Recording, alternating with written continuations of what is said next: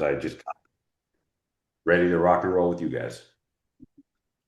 Absolutely. Thank you so much for coming this morning. I was just letting a few more people into the room here.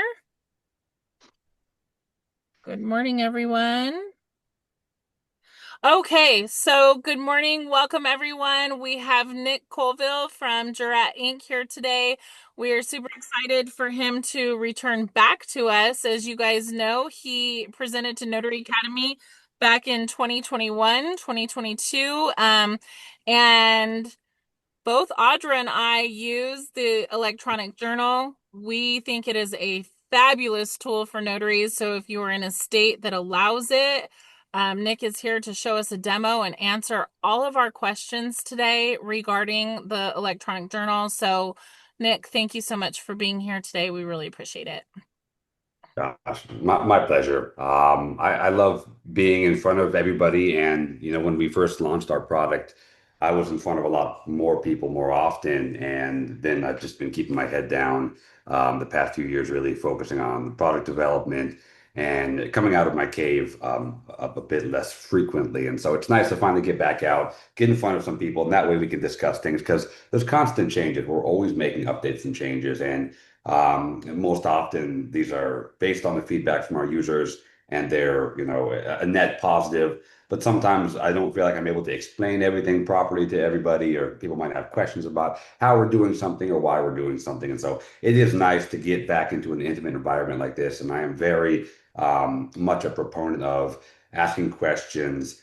Trying to figure out the whys and the whats and making sure everyone's heard. Because when you have something like this that would be a dramatic change in somebody's workflow.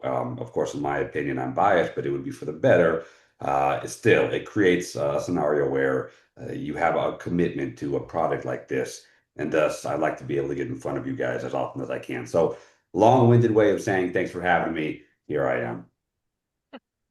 Well, we really appreciate it. And I think that our community has a lot of questions regarding electronic journal, whether it's allowed, all those sorts of things. I do see a majority. I know this is nationwide, so we have people from every state, but I do see that we are heavily California based right now, based off of the room. I'm seeing a lot of California people.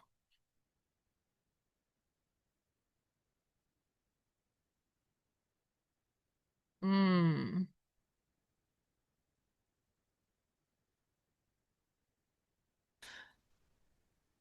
Oh, there she Good is. old.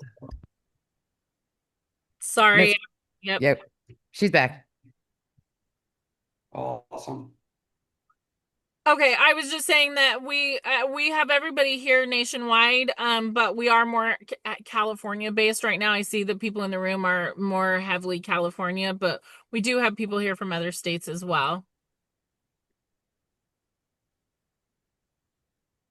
Great. That'll make it fun. And we have users across so many different states anyways. But of course, we're based in California and I'm a notary in California. So it's easy to speak to California notaries, but we typically have some of the most strict journaling requirements anyways. So it works out well because usually if something can adhere to a more strict standard, then it's going to, be usable in the other states as well too. So that is awesome to get people from across the nation here. Yeah, absolutely. Okay, so I was trying to, do you want to do a demo or do you want to be able to share your screen? I think Audra, you might, That would be helpful. Yeah. Audra, you might have to give him co-host.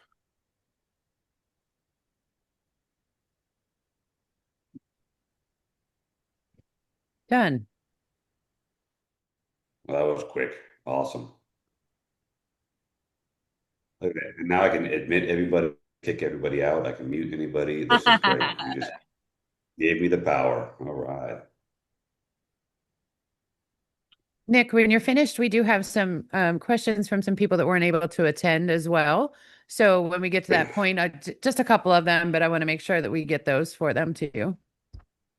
Great. Awesome. Awesome. And so what I'm planning to do right now is I'll share my screen with my device itself so you can see how it looks in the mobile environment. We're going to go over the process of creating an entry and some of the important updates that we I'm going to try not to get too lost in the weeds. And when I say lost in the weed, I mean, too much into some of the very, very, very basics of it because we've been around for so long. I want to make sure that we're able to not be as redundant by giving just a very basic demo, 5, 6 pro now that we've been around that long.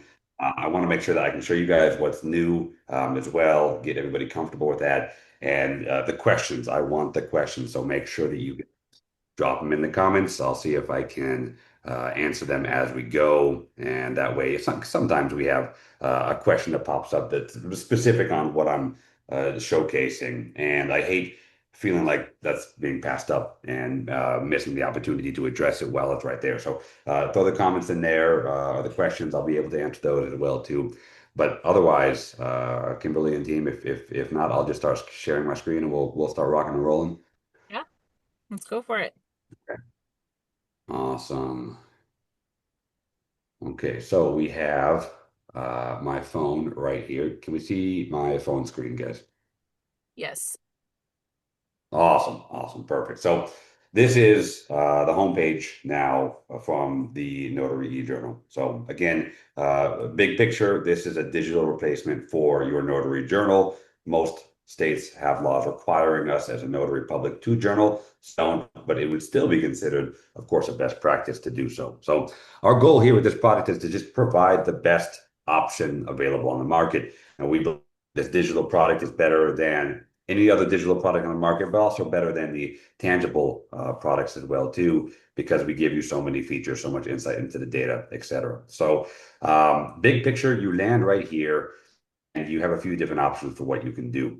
Now, first thing you'll notice at the top here, we are showing that you are connected to the server, and this is something that you can manually toggle, but you'll also see it change if you find yourself in a place of no connectivity. Now, if you don't have internet connection, you can still create journal entries. The only reduction in functionality is going to be seen in any feature that maybe utilizes GPS location. So if you're trying to pull your location in real time from your device, that will, of course, fail.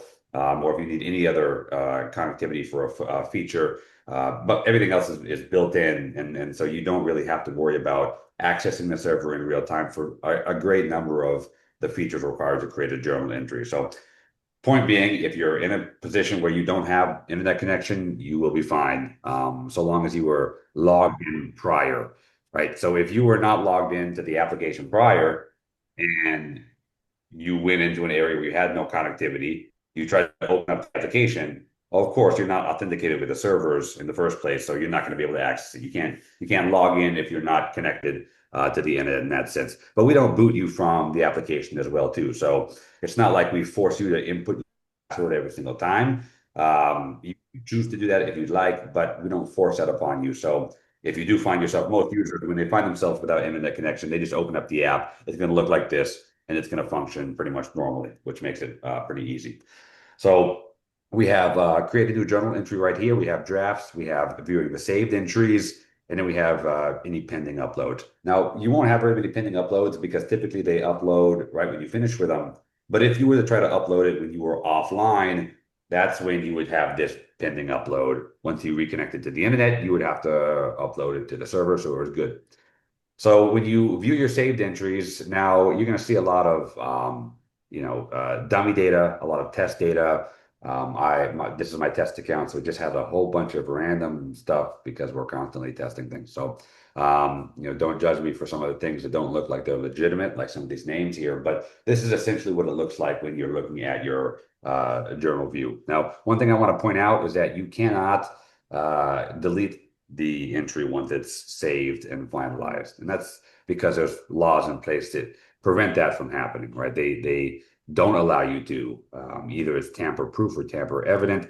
They don't want you to just be able to make something disappear. That is how you get stuck with some type of fraud situation that's just going to be too risky. So we don't even allow you to do it because that would be really strange. And similarly, you couldn't really do it very well in a hardbound journal. What would you do? You try to white it out? Well, that's just obvious, right? So there's no really way to delete a tangible entry. And we try to mimic a lot of the concepts of creating an entry in a tangible environment here. And this is one of them, right? So what you can do though is You can strike it if you'd like. So you can strike it, which is like, it would be like crossing it out. Right? And that way, you can make it look a little bit less significant. Maybe it was a test entry, and you accidentally saved it all the way to the server, finalized it and closed it out, and you like, oh man, I didn't want that.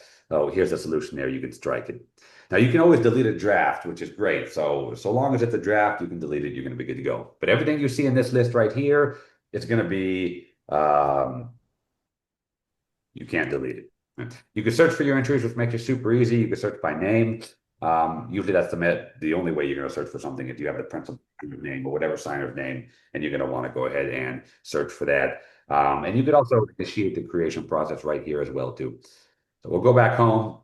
And you can see your draft list right here. These are entries that are started but not finished. Every single time you start a new entry, it creates it as a draft. It will exist as a draft until you are done creating it. It's a very important point to make because some people get confused. How do I make a draft? What is a draft compared to a regular entry? Well, the moment I hit this button right here, I'm going to go into the entry creation process, and it is now a draft. You can see it says draft saved up here, and it is a draft. So I can input some of the information, and at any point in time, okay, let's say that's good. Okay, I'll hit next. Okay, now I'm stopping here. I'm going to hit save and exit. Hit the draft. That is how you create a draft. Any entry creation is going to be a draft until you finish it. Most people, though, they just start the process of creating an entry and then they finish it at the same point in time. And so they don't really see a draft in a draft list. They just created the entry from start to finish. The point we made for this product was that we wanted it to be efficient, smooth, and something that you can easily just, create an entry on the spot, on the fly, get in and out. You don't have to fumble with your journal and everything. But I was surprised at how many people do like being able to create drafts ahead of time, days ahead of time, and whatnot. So it's very used functionality, not for myself personally, but still. So here's your draft right here. You could open up those at any point in time, and you could also delete the draft, like we talked about. Drafts can be deleted. It's not saved. But again, if you delete it and you're like, oops, I wish I didn't delete that because it had signer's data in it, then again, there's nothing we can do about that, right? And you'd be surprised at how often we do get people reaching out saying, I deleted something accidentally. Can you get it back? And there's only so much we can do when it comes to data recovery when there's a match. Uh-oh.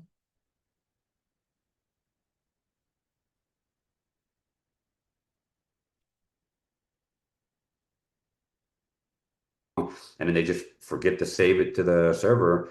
And then they say, okay, well, I wanted to wait for about a week or two and go home and do some accounting with it and make sure all the information was correct and then hit the finish button. To me, that would be a bad practice because the timestamping wouldn't be accurate and you just allow that data to coexist on the server as a draft state, which is not as finalized as the completed state.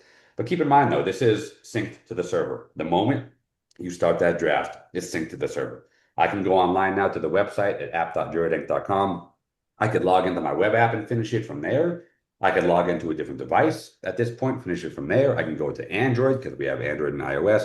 So the data is synced in real time to the server and you can finish it wherever you want. So it does make it super easy. Now, for us in California, we don't typically use the web app because we need that thumbprint scanner, which is only available for the mobile applications. But that's a different thing we'll talk about in just a bit. So drafts right there, we take the drafts, and these are all of my drafts. You could open them, finish them at any point.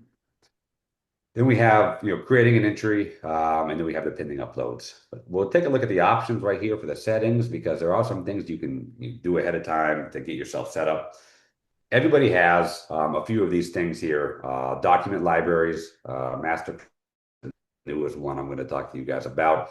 Assigning packages, so these are things, for example, like if I work in an office all the time, let me go ahead and just create a favorite location. I could quickly put it in when I'm on step one. Right? So to see how that looks, I have my favorite location there. I'm going to go ahead and create a new journal entry. And now I can load a favorite location from that list we just saw. And also I can search in real time with Google Maps, which is going to make it great. So I don't know where some of these places are, who knows? But there you go. I just found a place. And if I'm using that place right now as I'm a new user and I want to save that as a favorite location, I can just hit save and it's going to allow me to save that for future use. I can also hit the detect button and that's going to go ahead and just pull my location from where I am based on GPS. And that's going to make it super easy as well too. That is how the favorite locations work. Then we have our document types, which is everyone starts with a kind of a base template of certain document types, but there's no way we can keep up with the different industries that notaries work in, all the different states, all the different nuances and names of documents. So essentially, this is going to, be more or less not very useful to a lot of people because they're going to want to customize the document name. So as you just add more documents to your library, you can either do it here by clicking new type, or you could go through the same process in the middle of creating a journal entry.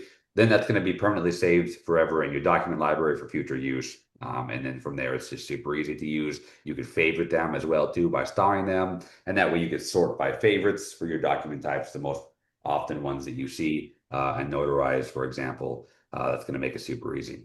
You could group those together in what we call a signing package. So for the notaries like myself who did a ton of loan signings, for example, maybe estates, trust work, you're doing a lot of the same types of documents. You can group those together in what would be called a signing package, and you can easily input that into an entry on step 3. And that way you just have a template to plug in, and then you could figure out from there if you want to remove some or add some, but at least you have a base template to start from. So it's pretty useful, again, if you happen to, again, see that, for example, here we have a loan package for Bank of America. Maybe you have the same client you work with over and over again. Create a base template with the signing package, and then you can start there on step 3. It's going to make it super easy, which is nice. And to come full circle with that, to show you guys how that looks in the entry creation process, here I am again. I'm going to go ahead and create a new entry. I'm going to load my location. This information has to be put in, so put it in. Step 2 is going to be signer's information, but I'll skip over that to show you the packages. Okay, load packages. I can go ahead and load any of these packages. We're going to go ahead and load that B of A package. It's going to populate the information that's already saved. And now I can change it on the fly. It won't alter the saved package, right? That's the template. It's just going to alter that one entry, right? So maybe this time it doesn't have a new cool deed. I can get rid of the new cool deed. And then I can still have all the other information there. And it's still going to be faster than had it been fresh with none of this information in here. Right? So that is the signing packages feature. Very useful if you are loan signing agents, estate work, and all of that.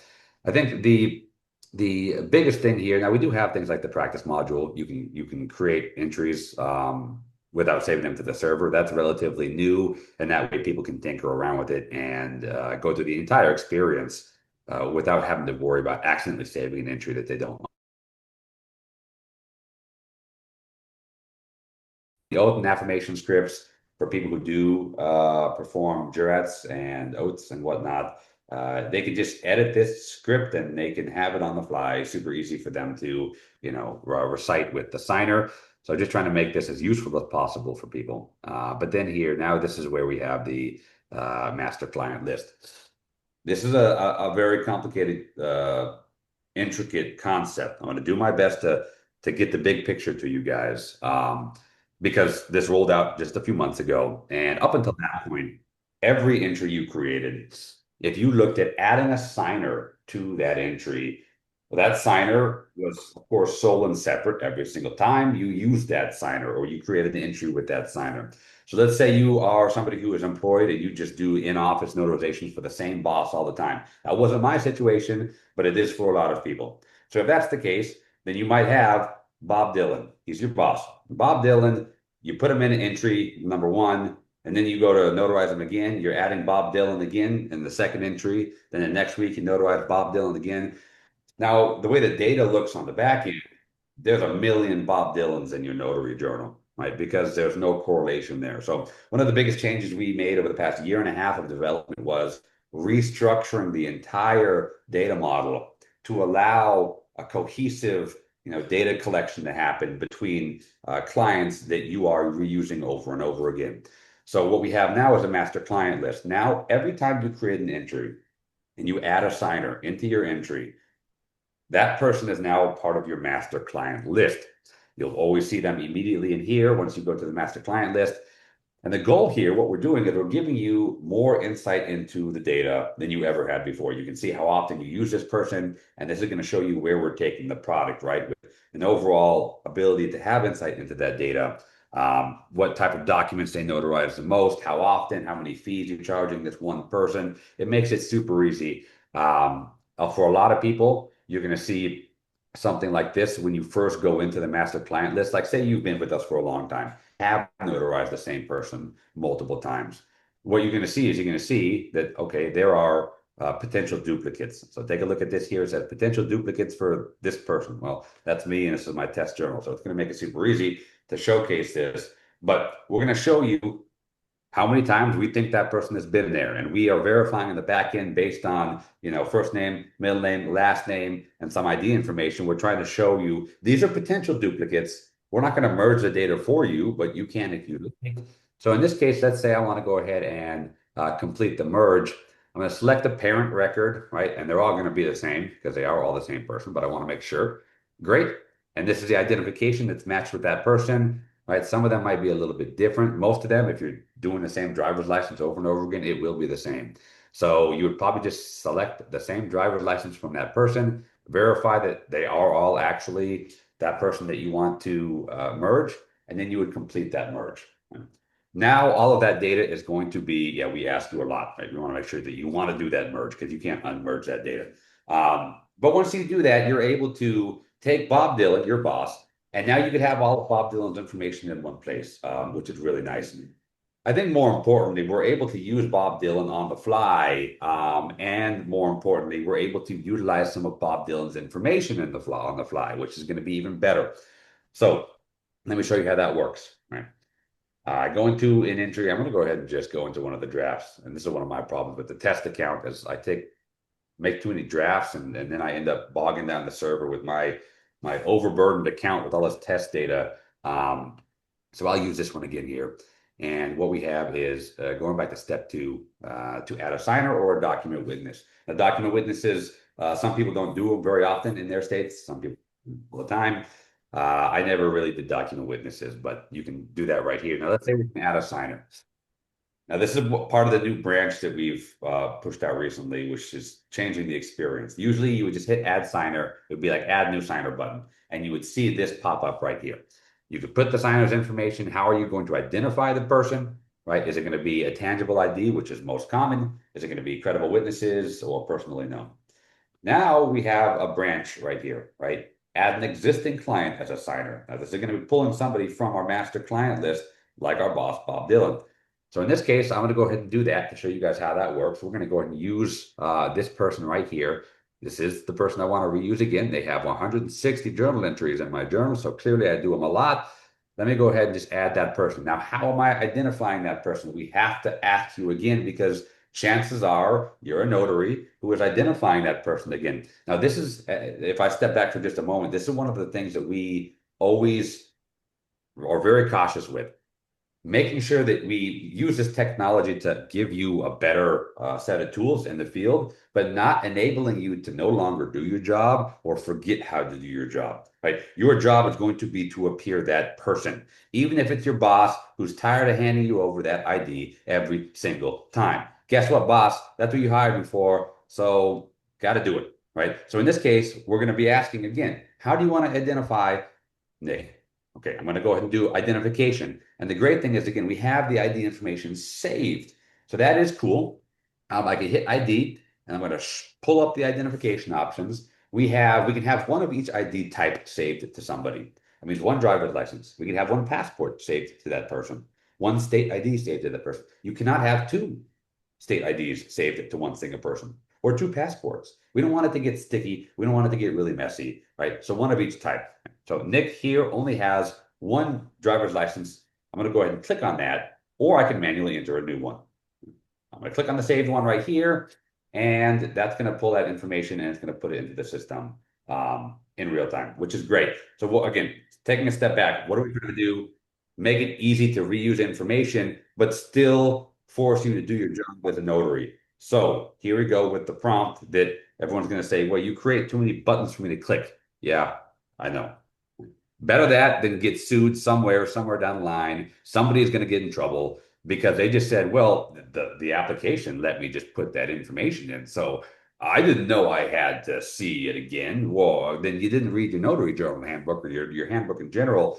That's what we're trying to avoid, enabling notaries to forget how to do their job. So we force them to acknowledge this again. You might still be required to physically see the ID. You hit acknowledge, and then we plug that information in there for you. So we make it super easy. But some people ask, which scares me, will it also pull in their signature? Absolutely not. Will it pull in their thumbprint? Absolutely not. There is under no circumstance in which that would be anything less than fraudulent. And so some information that we save with the master client list is going to be information that you can benefit from using ID information, their address, maybe that you can even put their picture in their profile, but you're not going to be able to save their signature. I don't want to give you the option to save too much personally identifiable information about somebody. And the same goes for the picture of the ID. That's never saved. Even though you're scanning it, when you pull the information, it's not going to save a picture of it. I don't want to allow notaries to accidentally compromise a signer by having so much information about them in one spot. So that was a very long-winded way of showing you how to put in somebody who already exists in your master client list. But if you were just adding somebody brand new for the first time, you would do this process. You would add in Gio, that's a good one. Gio Johnson. Okay. And we could just say we're going to personally know this person and we're going to save. Now Gio Johnson, at this point already, is in my master client list, right? Because it's synced to the server. I added them not through the existing client, but through the new signer process. So now Geo Johnson is going to be in my master client list for future use. And again, we don't want to change the workflow for users who are used to doing it a certain way.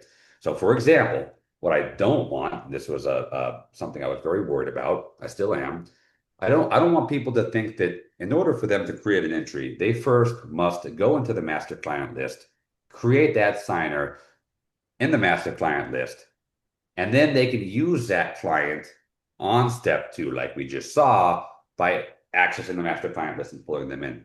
I don't want people to think that because that would be a cumbersome, very slow way of doing it. Now, if you want to do it that way, and if you're prepping your journal ahead of time, maybe you want to do some drafts and you want to do it, that's totally fine.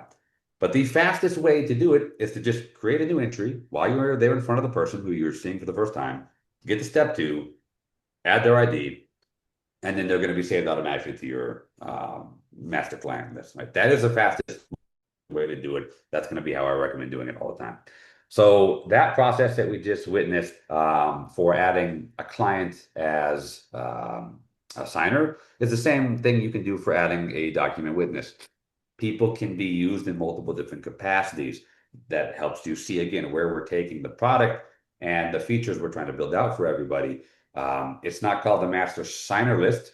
It's the master client list. These people can be in different capacities at any given point in time. So again, if you needed a document witness, the process would look exactly the same for that. Now, once you add your people here, we collect this information in this order for very good reason. And that is one of the reasons why I like to just tell people the best practice is create the entry right there on the spot. It's going to prompt you through everything. You're not going to go back and forth trying to add, remove. That gets sticky. When you add signers on step two, or people on step two, then you go to step three and you have the documents. These documents here are going to be what they're associated with, right? So the problem with going to step three and adding documents first ahead of time, as opposed to adding the signer first and the document, is that if you add document first, signer second, signer won't automatically be associated with the document. When you add signer first, which is the process, step two, and then you go to step three and you add documents, then we logically associate that automatically. And we don't do it in reverse for very good reason. We don't want you to accidentally associate somebody who's not going to be on that document, signing it, or whatever the capacity is.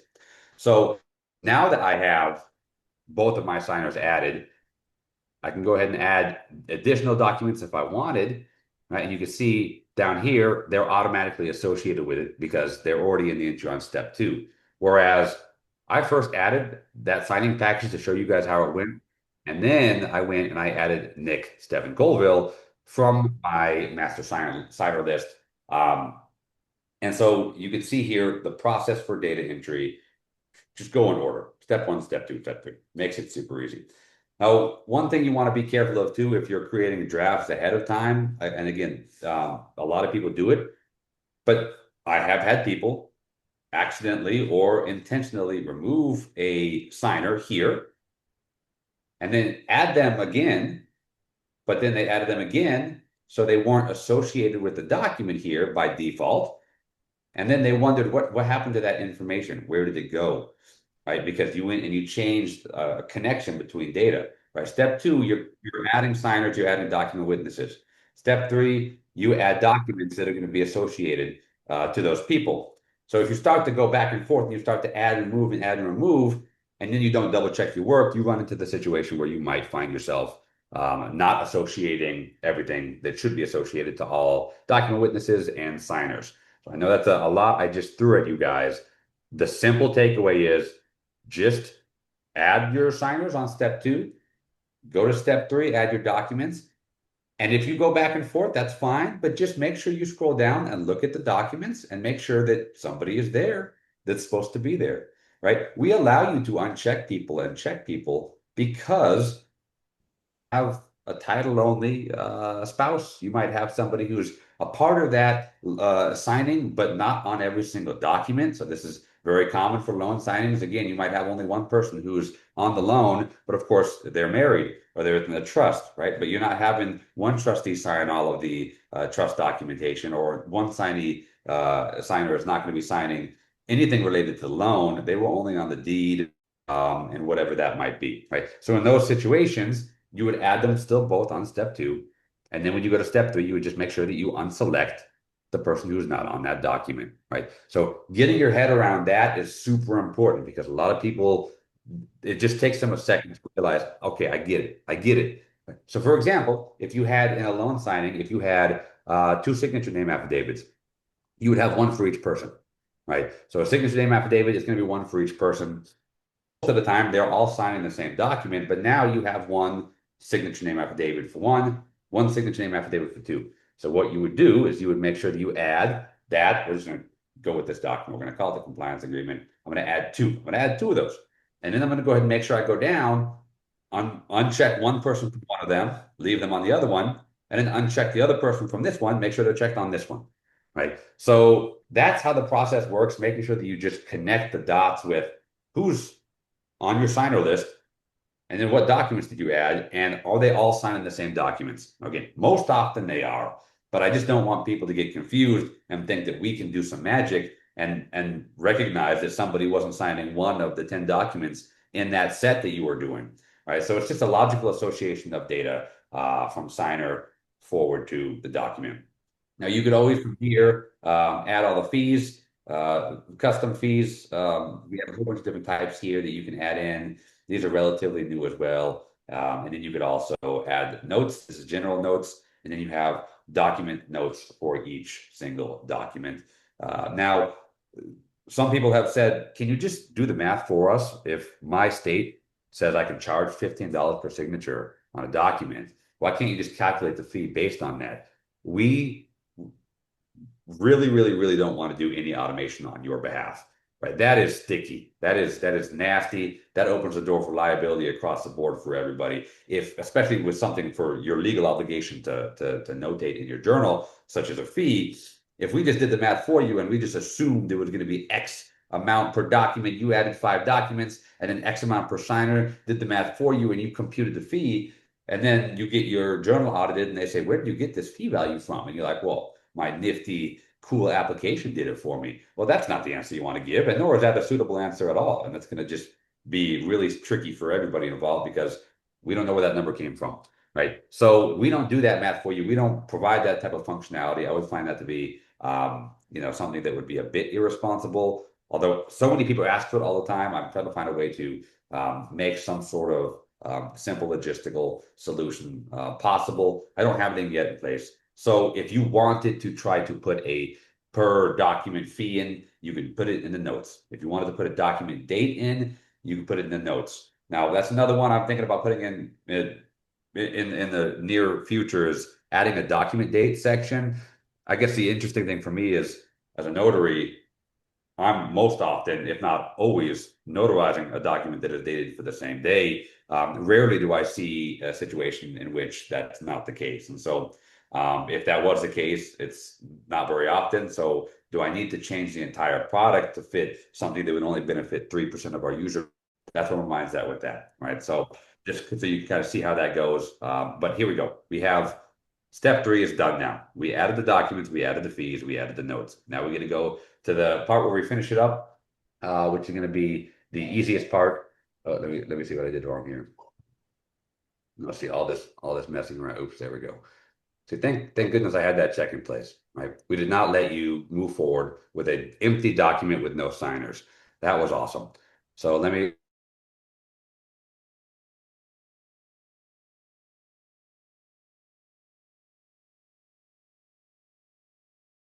only do in real life because it's going to mess up the screen share. But what I typically do is I just hit add signature. I turn it landscape. I put it in front of the signer. I say, go ahead and just sign that right there, and then hit the save button, and then they're good to go. And then we go to the next step. If you're in California, you would be thumbprint capturing. And then after that, you're pretty much in the review step. So let me see if I have one of my thumbprint scanners charged. That would be nice.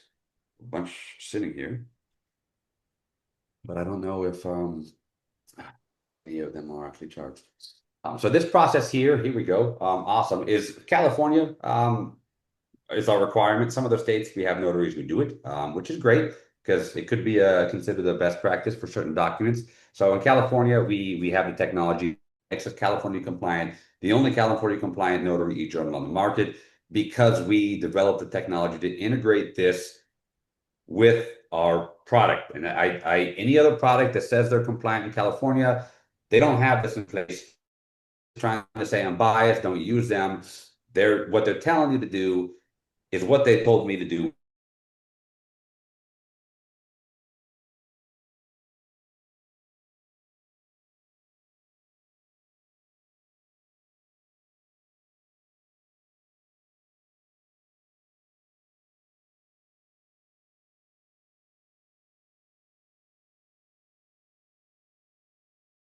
First thing I'd ever heard. No, do I think it's compliant with California law? Absolutely not. Do I think it's a safe practice? Absolutely not. Does it help get rid of the ink thumbprints? Absolutely not. But that was what they told me. And so it was at that point in 2017, I said,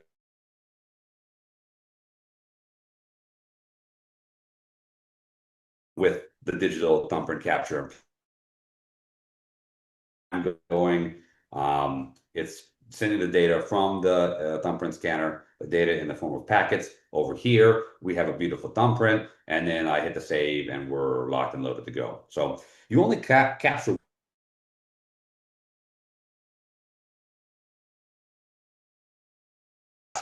If there are 2 documents, do I need 2 signatures? No. The beauty of this is that we're able to logically associate that information in real time at the table. So 1 signature per signer is all you need, and then you're locked and loaded, you're good to go. I get to review all the information here. We just recently added this for a lot of people who ask, they want to be able to change the fees at the end. I could never understand why they wanted to do it. So I finally just gave up and said, fine, you can do it now. Not that I would ever see a use for it, but hey, you can go back and you can edit those fees. You can edit the documents right here, right at the very end as well too. And as long as we're making our people happy, then I'm happy. So it's a win-win. Make sure you look at everything, make sure it's all good. This is the step that everybody probably blows through, just like when you have to read those user agreements every time you open up your computer and then you're like, I didn't read it. So I get it. I'm the same way. But when you're looking at your journal, you want to make sure that people are associated with the documents they should be. And then you hit the confirm. Now, once I hit this confirm button, that's when it marks it as like finalized and saved, and I'm no longer able to actually delete that information. The last thing, you can send them an email receipt, not a financial receipt. It doesn't show any of the fees. It just shows the information about the documents notarized. It said what type of documents are notarized, what were the signers' names, what's your information as a notary. So the cool thing about this, we wanted to make it so that you could easily more or less market yourself, especially if you give a good service. You could change your contact information to be whatever you'd like it to be. And you put your business name, put your business email and everything. And that way you have that in there. Once you add their email right here, what it'll do is it'll send off an email that's automated from our servers. And again, just it lists out the documents they had notarized. It lists out the contact information of you if they have any other questions. And so again, easy for you to market yourself in one sense. A lot of times you'll leave a business card. Do we keep business cards? Well, we as notaries probably have a good place for them. I do. But do regular people have a normal place for business cards? Probably not, right? And so if you gave them a great service and then a year later they're getting their trust redone and they're like, oh, that person was great. I loved working with Heather. How do I find Heather? Now they can just pull up an email. They're going to find your contact information, reach back out to you, and then it's super easy. So that's why we added that in there, make it a little bit easier for them. Saving the entry to the server, it's going to be locked and loaded. It's going to be done. Can't delete it anymore. Again, that's the biggest change because when it's a draft, it is still on the server. So it's still safe. It's still all over the place. It's just that, you could find yourself in a situation where you delete the data accidentally by deleting the draft or whatnot. So I don't recommend people to allow it to exist in a draft for much than is necessary. That's my opinion. So that was the entire process of creating entry. We went over most of the really cool stuff with the digital thumbprint. People love that, of course. The document library, the master client list is the biggest one to get your head around. And look, hey, there's Geo. Like we said, Geo's in there already. It happens instantly. Instantly, Geo's put in there. And then we can go ahead and use him again. We can archive him. So for example, if I, for some reason, want to get rid of him, what we didn't want to do was allow you to delete somebody who had a notary entry correlated with them data-wise, right? Think about the implications of that. If you with Geo Johnson, and then you go into your master client list and you delete Geo Johnson because you just think, well, I'm never going to see Geo Johnson again. You delete him. Well, that deletes the connection. That would delete the connection between a signer object on the back end and documents associated with them. That's, in my opinion, a very bad thing. And people would do it on accident if we let them. All right, so now that Geo Johnson has a notary journal entry associated with them, we tell you, sorry, you can't do that, not happening. But if you were to create somebody who had no entries, so let's say you added them as a new client here manually, then you'd be able to delete this person. And at that point, they're going to be archived. They're not necessarily deleted forever, permanently deleted, where they kind of just exist the way they are. So that's pretty much how the master client list works. But that is probably the biggest thing we spent the past year and a half, 2 years on, the data and to associate the right data, and then making it, of course, palatable to people, so actually understand what's happening, how it's used and whatnot. This is a good example of seeing a client. When you click on them, you could add this information, which is great. You can mark them as a colleague, which would be like a favorite. If you want to favorite them because you reuse them often, then it gives you the ability to sort by colleagues when you're searching for them on step 2. I can see the IDs associated with them. I can edit that. I can go in here, I can edit that information. I could add or remove IDs in this profile area. And then the other cool thing is we did create an audit log for the actual actions taken within the individual's profile. So if you add something, if you delete certain things, we'll give you information here about that. And then you can find out what journal entries that they were in. That's another huge thing, right? So if you have your boss who's like, hey, you know what? Can you tell me like how many notarizations you did? You could pull their information up right here, and you can go ahead and just pull up their entire list. This test account, obviously, he has 160 entries associated with them. So you can see all the merging that was taking place here with the audit log, and then you can see all of those entries, all of them. Right? Talk about great insight into your journal. This is what gets me excited because there's no way to do this in a paper journal. There's no way to do this in any other product where you can actually find that associated data. And this is, again, just showcasing you guys where we're taking the product in terms of the logical association of data, and then giving you more insight into that so that hopefully you're able to be benefited from it in some way. This is the stuff that gets me going. So master client list is out of the way. I'm sure there's a million things I probably did not touch on. But I think the demo itself should be good. Um, I'll stop sharing and we can go ahead and jam out some of these questions. Kimberly, do you mind if I get some water really quick? Because I just talked a lot. Yeah, no, go right ahead. Thank Give you for me that. 30 seconds. 30 seconds. I'll be right back. Yeah, no problem at all. Okay, so those of you that are on here right now, go ahead and drop your questions into the chat. That way we can just kind of have it flow and get all of our questions asked. Okay, sorry, I'm gonna start from the top here. Catch if it. Okay, that's gonna be a question for Nick. How do we add a fee if we forget to include it after we've uploaded the entry is completed?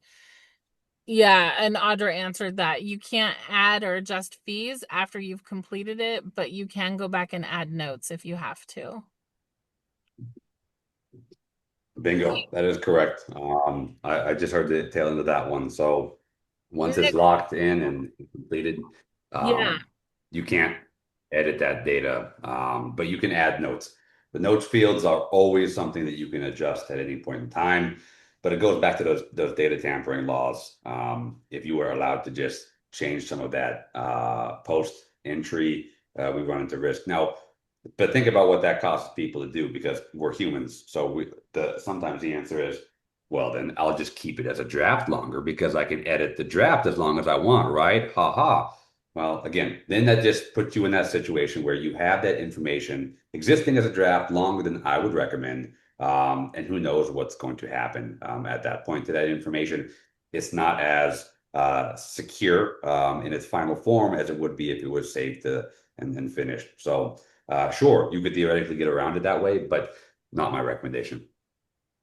Hey, Nick, if you have somebody that's saved in your master list and then you go back in and their ID has expired since the last time that you had notarized, will the software catch it?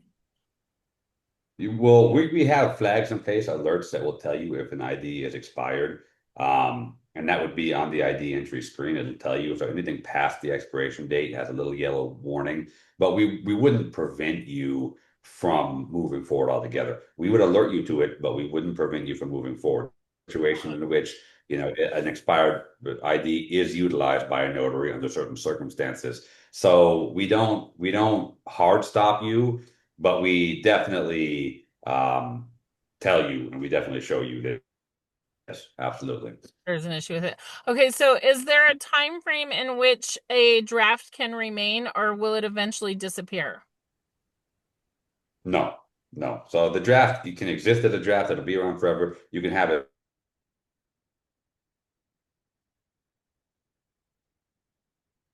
kind of copy our entire business model at this point, including drafts. You can have as many drafts as you want. That's a no.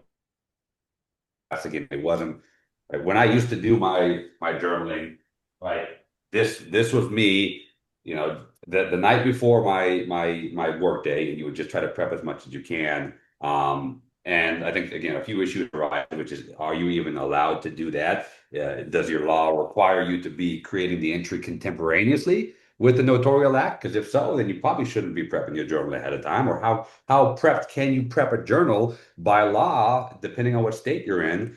And so, I think everyone's going to be using the product differently in that sense. But drafts, as long as you want, as many as you want, just know that again, the more you have, then every time you go into your draft section, the API call is going to call that data and pull it in. And so sometimes you could see in my app as I was demoing it, right, I have so many drafts because I'm just constantly demoing it with people. I have so many of these kind of redundant pieces of information that sometimes it'll turn the API call into a 10-second response, maybe a 7-second response. And if people get really impatient, which we're humans, so we're going to, then people start getting really fussy about it, right? So, I wouldn't recommend having, about 20 or 30 drafts. It seems like a bit excessive. But who am I to judge? We don't cap you, we don't tier it, and that's why even with our price point and our business model, you're just going to pay to get access to the product. You're not going to pay for tiered access in any sense. So as many drafts as you like, you're good to go. But And that's a good point too. I do want to bring up a point about the drafts and the implication about these. So let me go ahead and share my screen again, guys. Um, Another thing that we do that nobody else does, and we launched our product this way, and I think it was a good move to make. We want to give transparency of the acts of the notary, but also so that you can better use the information in your journal if you ever get subpoenaed or you take part in a court case, which has happened many times. So if you take a look at here we go. So I have my saved entries. I'm going to pull it up here and show you guys. I'm going to go ahead and take a look at Geo Johnson's one. So the moment you start that entry, we're time stamping everything in the auto log. And this is, again, something that only we do, and it's really, really awesome. We give you the most important ones right here. When did you start it? When did you complete it? When did you upload it? Which is typically right after you complete it, if you're connected to the internet in any sense. But if you weren't, right, it would be different. Right? So that's why we have completed and uploaded as two different ones. We have the manually selected notarization date and time right here. And we have our unique identifier in the back end for that entry. But then if you go down to the bottom, there's an auto log of every single action you took as a notary within that signing. And this to me is, again, providing you with more value as a user. If you're in a court case where they're trying to prove something, maybe fraud, whatever it might be, most of the time, and I've seen it happen firsthand, they'll look at your journal and the information is insufficient to help with their. That is unfortunate because as a public servant, I want to stop bad people and I want to stop people who are committing fraud, big fraud. So if I'm able to help in a court case where I notarize a guy who is a fraudulent guy, I want to have as much information about that transaction as I can possibly provide to the lawyers. In this case, you're providing them with an auto log on top of all the other data, which is going to be incredibly valuable. Time-stamped information, when you actually saw the person, when did you scan their ID, when did you actually capture their thumbprint? More information to provide, maybe more benefit and value, but it's also for transparency purposes as well too. You can see the entire event all right here. So you could theoretically have a situation where we allow you to select whatever date and time that you want, right? That way you could backdate your entries. So if you wanted to backdate an entry, if you're in a state where that's totally fine, you don't have to do it contemporaneously with the act, which means at the same time as a notarial act. Well, then you can absolutely go back in time and you could add the entry and you're good to go. But the timestamps are going to still showcase to anybody looking or anybody interested when you actually created that notary journal entry. So it does create more transparency, which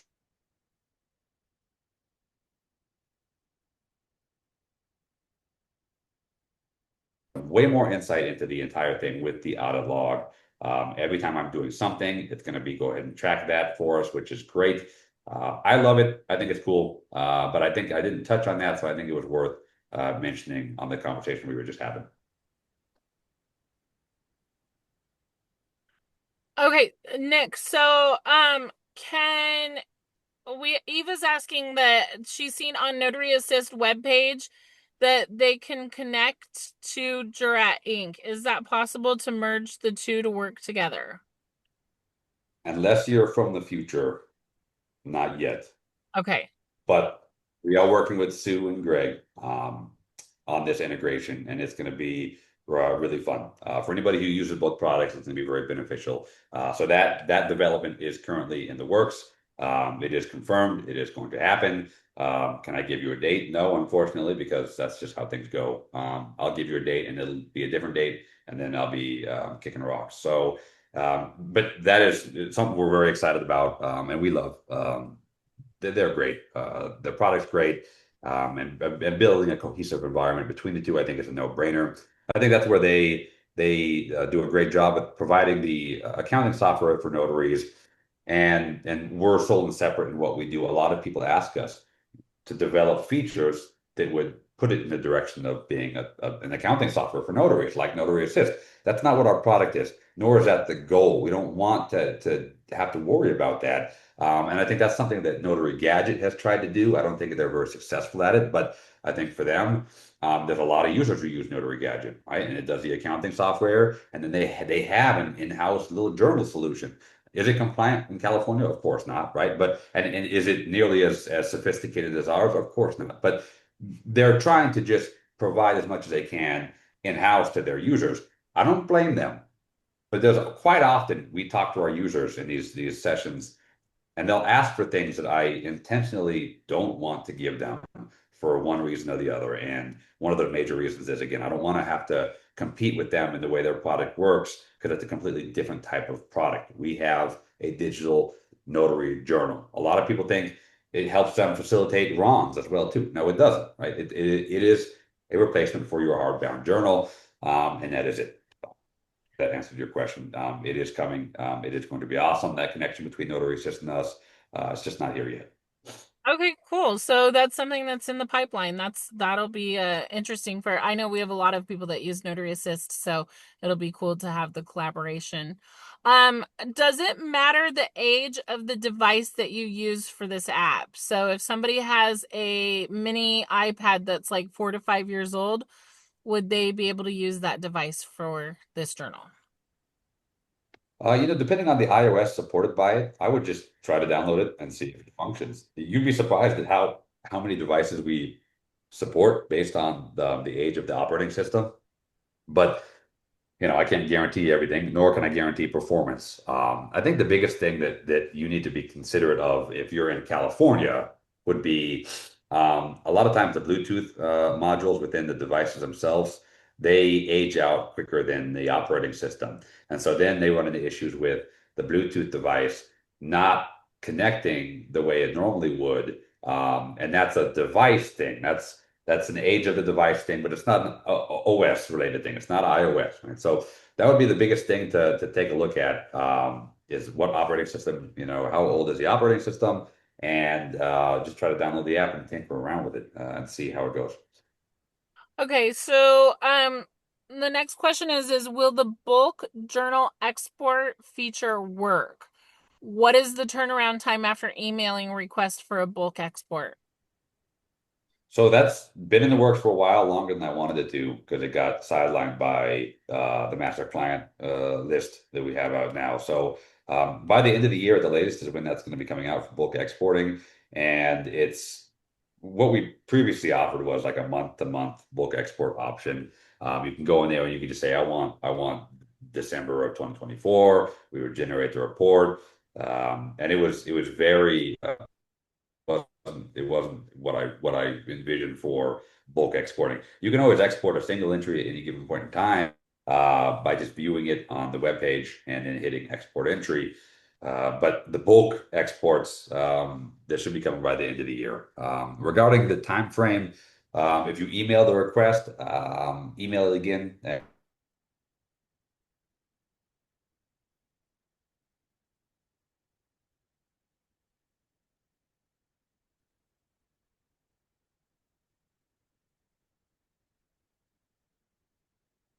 Purposes and clearance purposes who can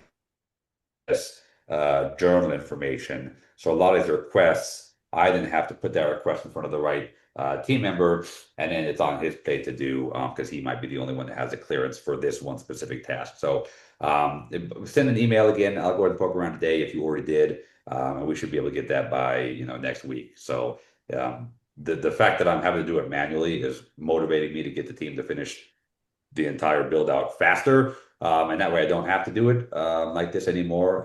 But it is coming, and it's going to be a lot more functional than what people are used to seeing or what we used to have. So it'll be worth it.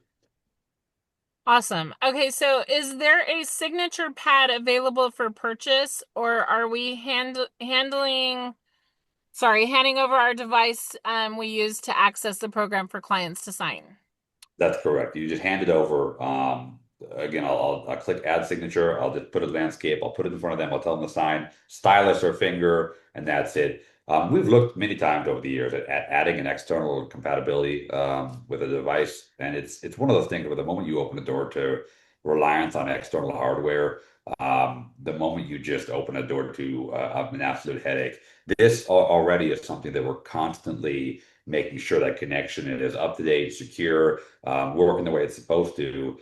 Adding another type of Bluetooth or USB signature panel, then we have to make sure compatibility is across Android and iOS. And then what about web? What do we do for this and that? And so fortunately, there's very solid signature capturing solutions with draw pads, for iOS and for Android to just have in-app the way we have currently. Same on the web as well. I don't want to say we're never going to have compatibility with an external device, but I just think it adds more mess than it would provide any value.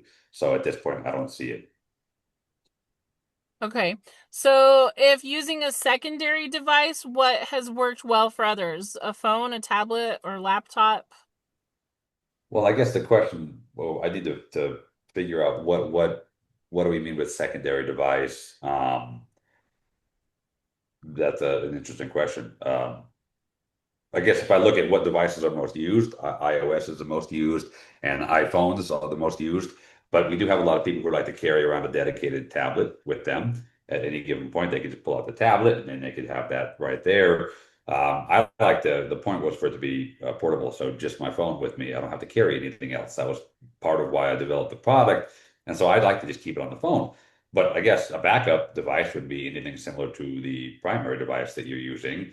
And I don't think, unless I get a better understanding of the question, I don't think I can give any more insight into what would be a good secondary device. The only thing to consider is, of course, if you need to capture your thumbprints in California, your secondary device can't be web because web can't capture. That's the only functionality web does. It can't capture thumbprints. So notaries who use our application in California need to have the mobile application on Android or iOS, either on an iPad, a tablet, a phone, whatever it might be. That's the only thing that will connect securely with this, so we could use that. I wish I could give a better answer. I'm sorry for whoever asked that one. I feel like I'm They're dropping the not ball on here. that one, but yeah, it's not worded in a way where I'm understanding it. Yeah, no, that's fine too. Yeah, they're not here. These are these secondary questions for people that weren't available today. Okay, so next one. What happens if there was a security breach and the client information was compromised? Would I be liable in any way should a breach happen at the company level? Who would be responsible for contacting the individuals who were affected? I mean, it's a tricky one. I guess if you relate that to a tangible journal, you're going to find your answer right there, right? Who's liable if your tangible journal is stolen or lost or left somewhere and picked up and that data is compromised? The onus will, of course, fall on a notary to do their due diligence, but on a company level, we're going to have our own issues that we have to deal with regards to a data breach and compromising that information. Of course, we would do standard issue protocols for what would need to be alerting our user base, for example, if data was compromised, making sure everybody's aware of it. This is the kind of stuff, of course, it is standard though, because we are compliant with SOC protocols. We would follow that set of protocols, which would include alerting people, and you would know. But it would be it wouldn't be good for anybody, right? But it also wouldn't be something I don't want to make it sound like you by using our product, you're able to reduce your own risk and liability down to zero. That's impossible, right? So it's something that nobody can. We've had these questions since we came out because there's always trepidation for going from a hardbound journal to a new digital environment.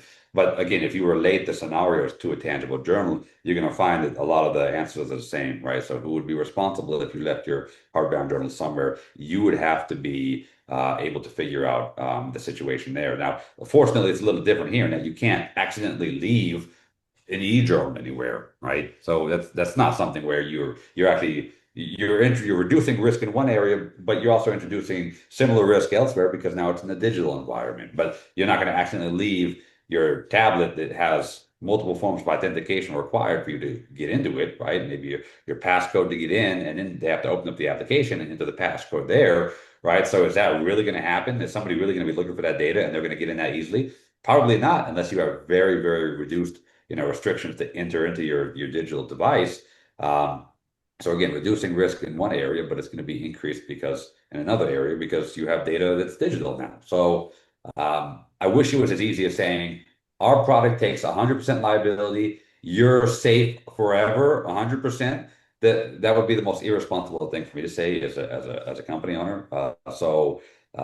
Hopefully that provides some insight into that. But I think again, what would happen is everyone would know that there was a data breach because we would reach out to everybody who was affected and let them know. And from there, they'd be able to do whatever they want with that information. Awesome. Okay, so that is all of our questions. I think that you did a fantastic job explaining to everybody that this is truly a journal that is just like your paper journal, but it's digital. And that's really the only difference, is that it is a digital journal. So it's convenient, it's fast, it's easy, and like I said, at Notary Academy, we absolutely love it. So Audra has put the link that we have for Notary Academy for Jurat Inc. It's in the chat for you guys. If you're looking to sign up and get your electronic journal, that's where you will do it. Nick, thank you so, so much for being here today. Is there anything else that you would like the viewers to know before we end? No, you guys are great. Like I mentioned, there's always stuff that I end up missing, maybe questions that go unanswered, and features that don't get discussed. So we do our best to keep that line of communication open. Please reach out. I always do my best to respond as soon as I possibly can. And I mean, I can only do so much, but I really, really value the relationship I have with our user base and our people. I think that's what's made our product a little bit better.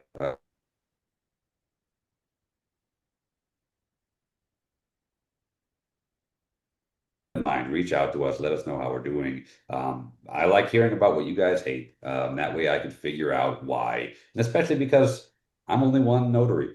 So I might use it this way and I developed it based on my use case. And then all of a sudden somebody says, dude, no way, I want to do it this way. Like, what about this? And so that gives me great insight because there's so many different states, right? We have users in 46 different states, ton of users, a ton of experiences, ton of use cases. I want to hear about it and I want to hear how to make it better, more importantly than anything. So I appreciate the time. Like always, reach out, let me know what questions you have. I'm here for you. Thank you guys. I appreciate it. Thank you, Nick. We love people that are hands-on with their businesses. So we appreciate that very much, and being able to reach you and ask the questions. So thank you so much for being here today. And everybody that came, thank you for supporting, and go get your electronic journal because you will not regret it. It is awesome. Thank you guys. Have a Thanks. great day.